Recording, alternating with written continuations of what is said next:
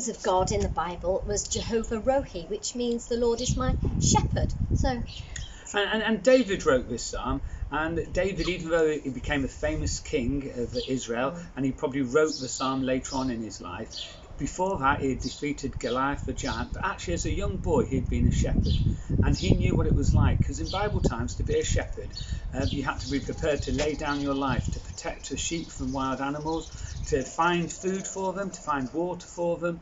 And in those days the shepherd would have known his sheep, and the sheep would have known the shepherd, and they would have known it by the voice. So he would have known the voice, or the sheep would have known his voice, and they would have followed him. So how does that liken, why do you think he wrote this psalm then, Rachel?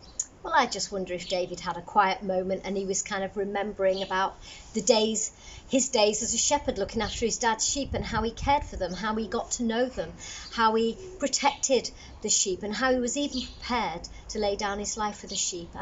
And he's comparing that to how God looks at us, that God is the shepherd, he is the good shepherd, and we are his sheep. And David was saying, the Lord is my shepherd. So he was looking about how God had cared for him over all the years, and comparing those two things. And if you remember on Sunday how we looked at each of the different words from the first verse, and we could personalise it, I just think as we go through this week, whether we just think a little bit more about the Lord is my shepherd and I lack nothing. So just think about that and personalise it and see how God has worked in your life. Yeah, that'd be great. Right, we're going to go off now. We're going to go and find some sheep. Yes, and see what it's like to be a shepherd. Here we are. We found some sheep. Let's see if we can find a shepherd.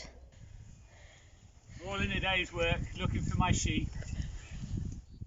Well, the sheep aren't coming, so we have got our sheepdog here, Murphy. I'm not quite sure if he will round up the sheep or just chase them. So I'm not going to let him off the lead. Well, I've become, rather than a biblical shepherd, I've become more like a modern day shepherd. Unfortunately, I've still got the same hound. I think I need a tractor. A tractor, I do. I need a tractor. Right. Okay, this psalm is a metaphor that God is like the good shepherd. God is the shepherd and we are the sheep.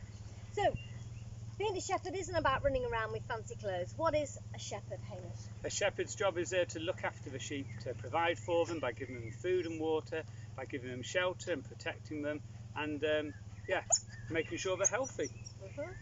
And a sheep?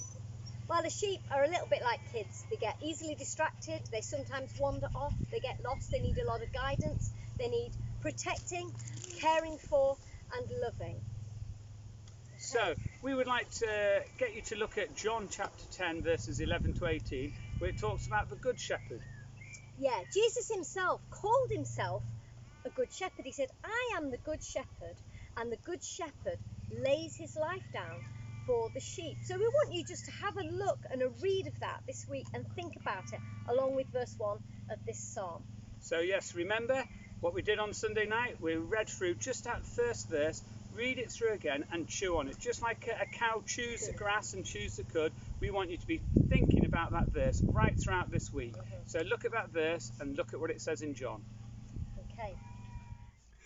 So remember on Sunday night we introduced you to Lectio Divina, which is an old practice of reading the Bible, and it was very simple. You just read through the passage slowly, you then think about it or meditate on it, followed by praying about it, and then contemplating, which is more thinking about it.